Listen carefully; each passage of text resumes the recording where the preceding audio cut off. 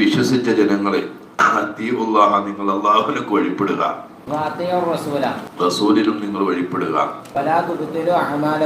നിങ്ങളുടെ അമലുകളെ നിങ്ങൾ നശിപ്പിച്ചു കളയരുത് ദോഷങ്ങളെ കൊണ്ട് നിങ്ങളുടെ ആയിരിക്കുന്ന അമലുകളെ നിങ്ങൾ എന്ത് ചെയ്യരുത്, നശിപ്പിച്ചു കളയരുത്. അതൊരു ഉപമയാണ്.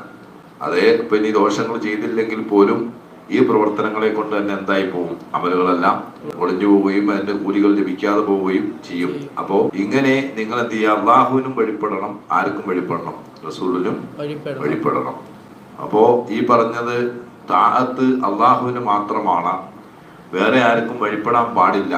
ആ വഴിപ്പെടലെല്ലാം ശിർക്കാണ് എന്നെല്ലാം പലപ്പോഴായി പല അവസരത്തിലായി വഹാബികൾ വാദിച്ചിട്ടുണ്ട്. അങ്ങനെ ആ വാദം എന്ത് ചെയ്യുന്നുണ്ട്, ശരിയല്ല. ഇവിടെ അള്ളാഹുവിന് വഴിപ്പെടുക, റസൂലിനും വഴിപ്പെടുക എന്ന് പറഞ്ഞാൽ അള്ളാഹുവിന് വഴിപ്പെടുന്ന പോലെയല്ല റസൂലിന് വഴിപ്പെടുക. അള്ളാഹു പറഞ്ഞുവിട്ട ദൂതനാണ്, അള്ളാഹുവിന്റെ അടിമയാണ്. അദ്ദേഹം പറയുന്നത് അള്ളാഹുവിന്റെ ഭാഗത്തു നിന്നുള്ള നിർദ്ദേശങ്ങളാണ്, അതനുസരിക്കൽ നമ്മുടെ ബാധ്യതയാണ് എന്ന നിലയിലാണ് നബിക്ക് വഴിപ്പെടുക.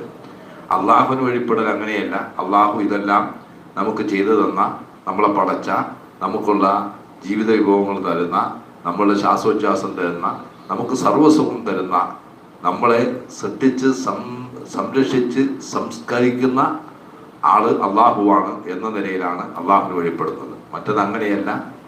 റസൂലുള്ളാഹിക്ക് വഴിപ്പെടുന്നത് നബി അള്ളാഹുവിന്റെ ദൂതനാണ്, അവന്റെ അടിമയാണ്.